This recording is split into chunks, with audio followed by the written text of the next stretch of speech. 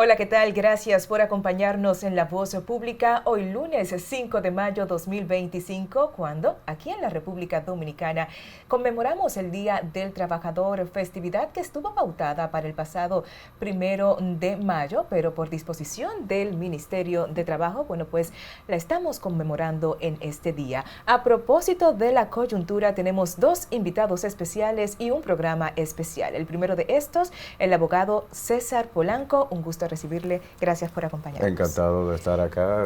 Muy importante darle oportunidades a los medios independientes, que son los que últimamente han estado trayendo las informaciones más precisas del lugar. Gracias por la confianza, señor Polanco. Y de inmediato vamos a abordar el tema de la coyuntura. Bien sabemos que hoy estamos conmemorando, como bien precisé, el Día del Trabajador, que es una conmemoración originalmente pautada para el día 1 de mayo, pero por disposición del oficialismo es en el día de hoy aquí en la República Dominicana. Oficialismo que ha propuesto ante el Congreso Nacional la modificación del Código de Trabajo de la República Dominicana.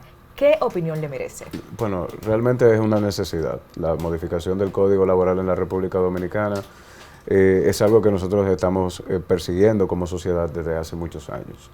Realmente aquí hay figuras nuevas que van entrando con lo que viene a ser la nueva etapa de la revolución industrial. Vamos por la quinta revolución industrial. Hablamos del Internet de las cosas, hablamos ahí del teletrabajo, hablamos de robótica, inteligencia artificial, entre muchas otras cosas que realmente el código anterior no abordaba. Obviamente tenemos que entender que el espíritu del legislador en aquella época, en los años de 1992, lo que traía en ese momento era tratar de generar que las luchas sociales de los trabajadores en su momento fueran reconocidas dentro de este código, como así fue. Ahí vemos el caso de la cesantía, que ha sido siempre el problema principal dentro del tema de la mesa de negociación entre el empresariado y el sector público. Pero volviendo al tema de la necesidad de adentrar estas nuevas tecnologías, ahí vemos que cuando ocurrió la pandemia del COVID-19, todo lo que fue relativo al tema del teletrabajo, sucedieron situaciones en las cuales se abusaba del trabajador de una manera u otra, que lamentablemente, al no tener un código actualizado o una ley en específico en ese momento, pues pasaron y no ocurrió absolutamente nada. Entonces yo creo que ahora estas nuevas modificaciones y actualizaciones corrigiendo todas esas situaciones del lugar, prueba y error, como todo en la vida, claro, pues obviamente traerán una nueva etapa a lo que es el desarrollo del trabajador dominicano en los próximos años. ¿Usted ha tenido la oportunidad de ver el anteproyecto que ha propuesto el Poder Ejecutivo? Y de ser así, ¿qué le parece lo que está exponiendo? Bueno, realmente lo que he visto ha sido las negociaciones como tal entre el sector laboral privado y también el Estado. Esto no es algo nuevo, tiene muchos años ya discutiéndose y realmente siempre paramos en el tema de la cesantía como tal.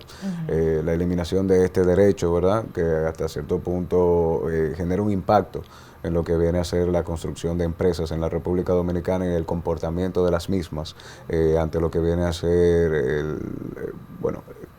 el costo económico que tiene el despido de un trabajador, pero sobre todas las cosas también el costo económico que tiene como empresa para la planificación de lo que viene a ser tu año, tus egresos e ingresos, y que lamentablemente bajo el sistema que tenemos ahora mismo, pues obviamente eso genera un impacto de que te permite o obliga a que las personas que están en diferentes sectores utilicen negocios informales o ilegales hasta cierto punto. Así es. Usted bien puntualizó que este nuevo código establece el teletrabajo como parte de sus nuevos criterios, pero esto viene a surgir a raíz de la pandemia de la COVID-19, donde hubo ciertas situaciones, hubo quienes garantizaron los derechos a los trabajadores, hubo quienes no.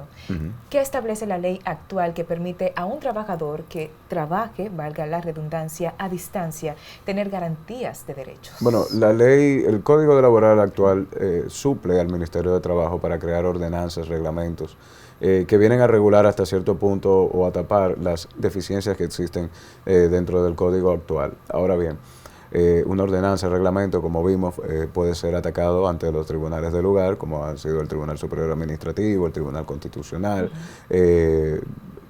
hasta cierto punto eliminando la parte de las reglas que ellos ya habían interpuesto. Entonces, al encontrar esta situación, el Ministerio de Trabajo impulsó o trató de impulsar mediante iniciativas del exdiputado Orlando Jorge Villegas, lo que fue una ley para la regulación del teletrabajo. Esto tampoco pasó sin pena y sin gloria por nuestro Congreso. Obviamente entiendo que nuestros congresistas... Fue un tema de la nueva legislatura. Sí, bueno, vamos a decir que nuestros congresistas quizás entendían que habían temas más importantes en ese momento que regular eso, y pues obviamente se perdió en el tiempo. Entonces, si viene a ser cierto que esta negociación en algún punto debe de llegar a un fin, la realidad es que veo un poquito difícil que con el tema de la eliminación de derechos adquiridos como la cesantía y otras cosas más que se han planteado, se logre llegar a una solución como tal o a una modificación. Esperamos lo mejor. Pero usted señaló algo que me gustaría rescatar a propósito de temas de coyuntura, acerca de las potestades que tienen los ministerios. Bien sabemos que partidos opositores al oficialismo señalaron que tienen la intención de interpelar a la ministra de Interior y Policía, Farideh Raful, entendiendo que ciertas medidas que está ejecutando una institución sombrilla del Ministerio de Interior y Policía, como lo es la Policía Nacional, pueden reñir con los derechos de la ciudadanía. Vimos el caso de una barbería. Lo que estableció el Ministerio en ese momento es acerca de las resoluciones que ha emitido y qué establecen estas resoluciones en cuanto a medidas de horario, de expendio de bebidas alcohólicas. ¿Qué tanto peso legal tienen estas resoluciones? Y si estas resoluciones con su peso legal pueden pesar más de lo que bien establece la ley en términos de derechos ciudadanos. Bueno, en el momento en que se crea esa resolución, recuerdo que estábamos en el gobierno del Partido de la Liberación Dominicana, obedecía a un llamado popular, a un clamor popular por todas las muertes que habían con accidentes de tránsito en el momento en que las personas ingerían alcohol. Esa era la mayor preocupación que había en el momento con lo que fue el Plan de Seguridad Ciudadana, pero también se buscaba que con el consumo excesivo de alcohol que había en la población, tenemos que estar claros que nosotros tenemos una población altamente alcohólica, o sea, la utilización de bebidas alcohólicas es algo que es muy propenso en nuestra sociedad, y que obviamente en ese momento con esa medida se trató de eliminar el consumo y expendio de bebidas alcohólicas para que la delincuencia como tal o los actos delictivos que se generan a raíz del estado de ebriedad, pues obviamente se bajaran lo más posible. Sin embargo, el tiempo ha dado a la razón de que la medida hasta cierto punto ha sido un poco deficiente. ¿En qué sentido? Bueno, siguen existiendo muertes por accidentes de tránsito por injerencia de bebidas alcohólicas. De hecho, es una de las razones más importantes por las cuales ocurren estos accidentes de tránsito, aparte del tema de la imprudencia y otras cosas más.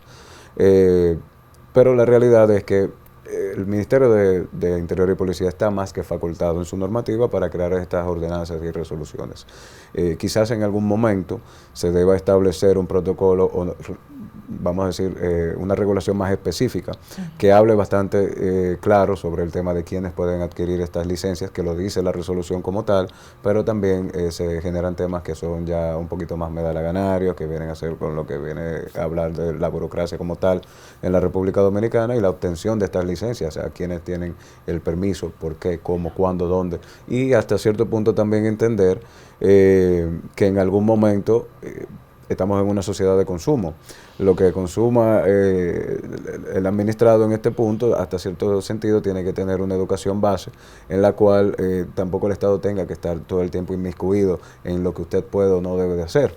Entonces, esa parte de las libertades humanas entiendo que hasta cierto punto se tendrán que tomar en cuenta en el momento en que se haga una regulación más amplia sobre el tema. En normas jurídicas el tema es muy complejo y es de interpretación, porque si bien la Carta Magna establece las facultades que tiene el Ministerio de Interior y Policía y la Policía Nacional también establece otros derechos como el libre tránsito y demás, pero hay una magna en derecho que establece que un derecho no puede reñir con otro derecho. Exactamente. En ese caso, si, digamos, se van al Tribunal Constitucional, el Ministerio de Interior y Policía y una parte afectada, ¿quién usted entiende que puede ganar No, este caso? en este sentido entiendo que va a depender del caso, pero el Ministerio de Interior y Policía, al estar facultado de poder generar normativas de este tipo, pues obviamente el principio de legalidad se impone, que es también un principio constitucionalizado dentro de nuestras normativas.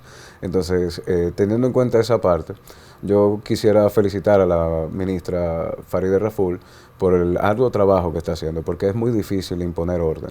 Realmente estamos viviendo en una sociedad donde la mayoría de las personas se rigen, digamos, por un gobierno de redes sociales. Y realmente los gobiernos están para tomar medidas impopulares, como decía el presidente Iván Duque en una de sus intervenciones, y realmente no pueden depender de lo que diga todo el tiempo la opinión pública en ese sentido, sino que es un tema de prueba y error. Vamos a ver, yo someto este tipo de acciones. ¿Pueden ocurrir situaciones de lugar? Sí, pueden ocurrir como cualquier otra. Ahora, no menos cierto es que aquí hay una cultura que muchas veces impera lo que es el desorden. Entonces se trata de tergiversar cierto tipo de medidas y cierto tipo de acciones que toman este tipo de ministerios, que son ministerios que obviamente deben tomar decisiones impopulares, y obviamente se ataca a la figura ya sea de esta ministra o de otros ministros que han estado anteriormente tratando de mediar esa situación. A propósito del Ministerio de Interior y Policía, tiene otra institución bajo su sombrilla que también actualmente es muy cuestionada, la Dirección General de Migración. Recientemente, en conjunto con el Servicio Nacional de Salud, ha dispuesto una medida que en la comunidad internacional ha resultado impositiva para algunas organizaciones como la ONU. El caso de fiscalizar en los hospitales las atenciones a extranjeros con estatus migratorio irregular. República Dominicana es signataria de tratados internacionales que persiguen garantizar el derecho a la salud indistinto a la nacionalidad y al tema del control migratorio. Es correcto. ¿Qué entiende usted que podemos estar, si lo estamos haciendo de una forma correcta, estamos abordando el tema de la política migratoria procurando este derecho en sí y los tratados de los que somos signatarios? Mira, realmente el derecho interno, hasta cierto punto, independientemente de los tratados que se firmen o no, es el que impera. En este sentido, lo que te quisiera decir es que a pesar de que los tratados internacionales tienen un rango constitucionalizado en el momento en que se ratifican, no menos cierto es que los países viven de las realidades en las que les toca batallar en cada cierto tiempo. Nosotros tenemos una situación de grave peligro a nivel de seguridad ciudadana con lo que es el tema de Haití, no necesariamente porque el haitiano sea malo o el ciudadano haitiano sea el problema, sino porque el Estado haitiano y la oligarquía que maneja ese Estado haitiano, pues obviamente ha degenerado en un estado de excepción a nivel tal que este país pues se encuentra, digamos, ante una hecatombe de lo que es una organización de una democracia como tal. Entonces, como es un Estado fallido, que hasta cierto punto carece de presidente desde ya hace varios años, pues obviamente tenemos en cuenta de que la migración que se está pasando de Haití a República Dominicana no solamente por un tema puramente económico, sino también humanitario.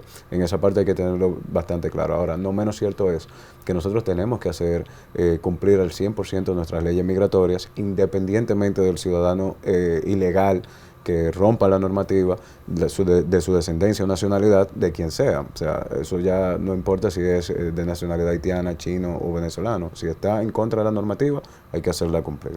Entonces, en esa parte es el deber ser y es por lo que se supone que nosotros deberíamos de optar como sociedad. Se oye hasta cierto punto un poco utópico, pero la realidad es que nosotros estamos haciendo con nuestros recursos lo que podemos. Entonces, hemos visto que a esa misma comunidad internacional, la Organización de Naciones Unidas, que ha llevado una misión desde Kenia, pues esta misión desde Kenia se le paga para ir a Haití a generar, vamos a decir, un orden dentro de todo el desorden que hemos descrito anteriormente.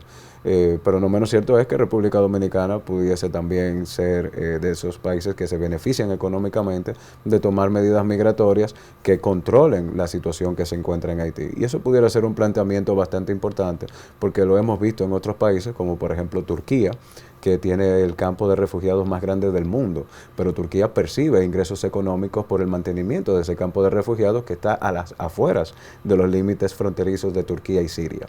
Entonces, si esto es posible en países que también tienen vicisitudes económicas como el de nosotros, porque República Dominicana no pudiera apelar a ese tipo de soluciones y tratar de reforzar el control migratorio que hay. O sea, sabemos que este gobierno ha intentado generar lo que es la construcción de un muro fronterizo, pero eso no es una cosa que sale de la noche a la mañana.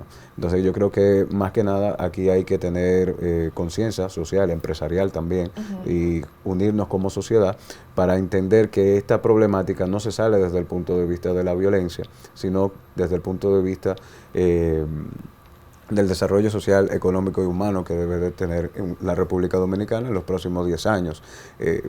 Conciencia en el sentido del sector empresarial de por qué contrato mano de obra ilegal, hasta dónde pago la mano de obra legalizada en mi país y qué estoy incentivando a futuro con este tipo de acciones. Y a nivel social también entender que si bien es cierto que las medidas que está tomando el gobierno no son tan rápidas como quisiéramos que fuera o tan efectivas como se necesitan, no menos cierto es que se están haciendo.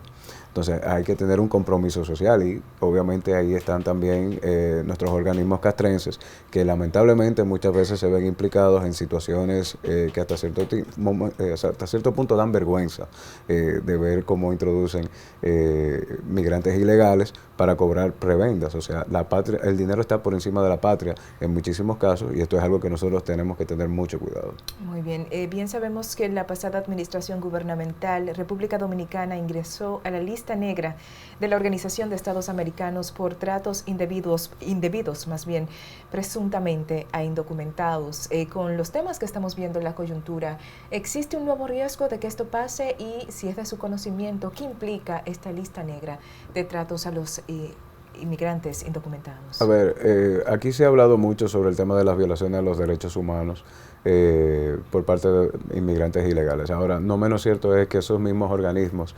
la misma Organización de Estados Americanos que nos pone en esta lista, no hacen mención de las situaciones que pasan con la inmigración ilegal de Estados Unidos a México, o de México a Estados Unidos, cuando hemos visto imágenes de vaqueros que parecen de anuncios de marcas de cigarrillos importantes de manera internacional, agarrando ilegales haitianos con una soga en los Estados Unidos.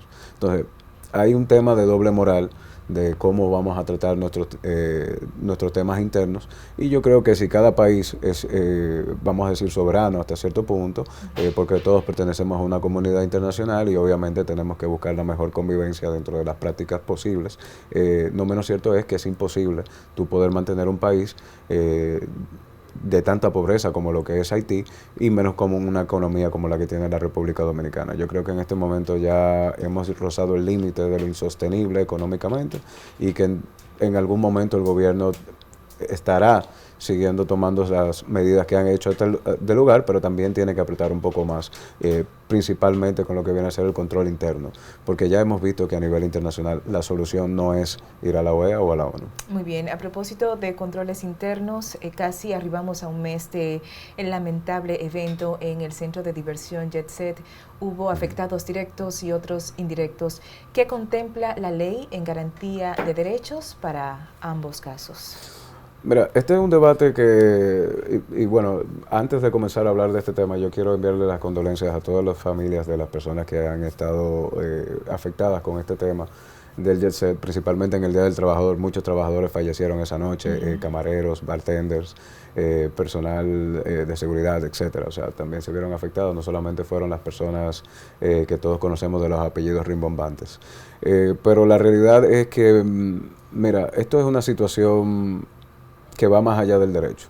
Va allá más del derecho, es algo que tiene que ver también con la forma en que se utiliza la información.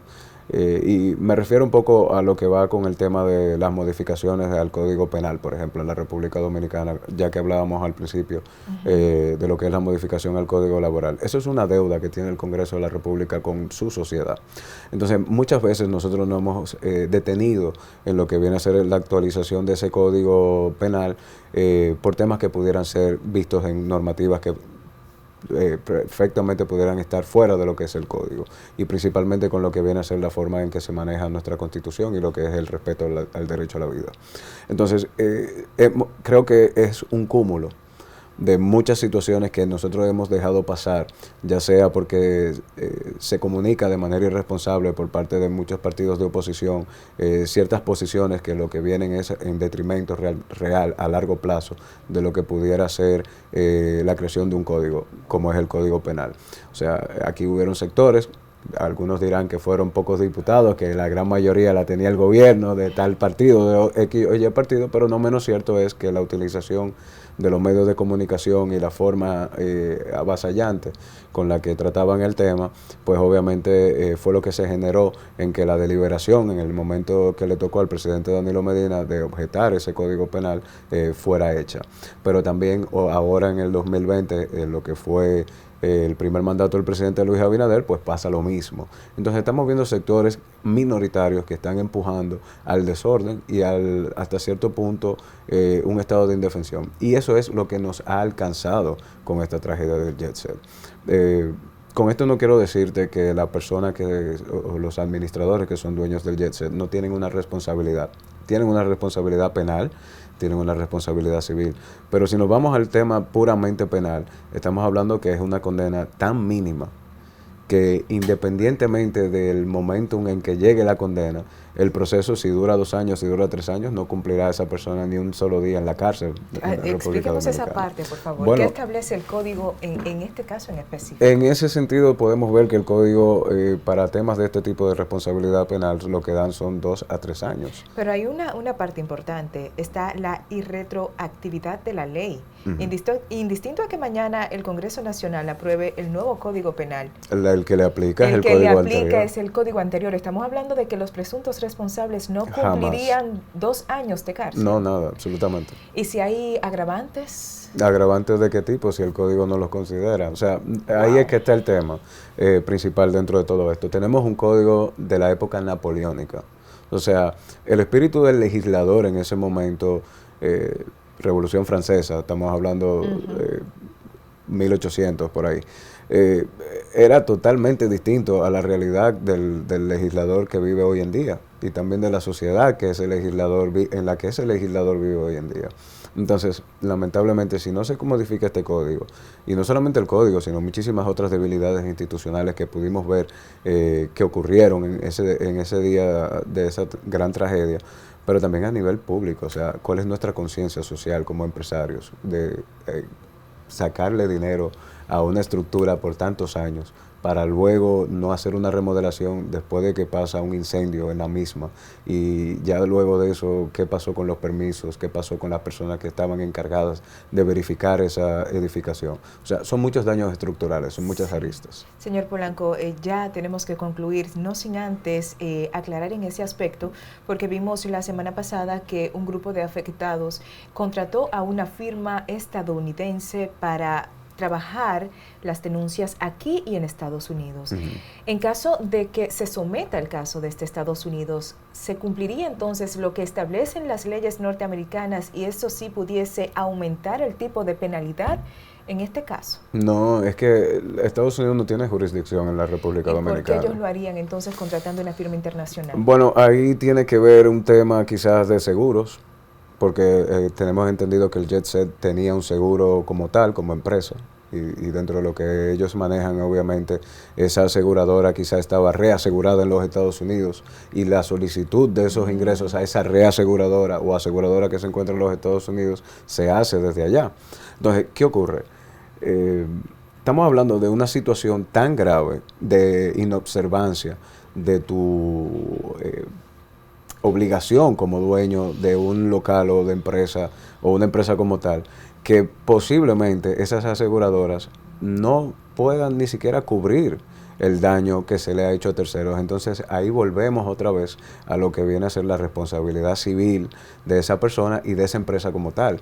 Si no tienen aseguradoras, ¿a dónde van a ir las personas que se vieron afectadas a reclamarle? Bueno, van a tener que volver de nuevo al dueño, y él tendrá el patrimonio o la liquidez para poder pagarles. Yo creo que no.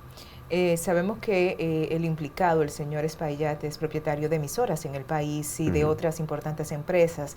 En su momento se habló semanas atrás que sus abogados esclarecieron que no, que hubo algunos aparentes cambios en los mandos dentro de las estructuras de estas empresas.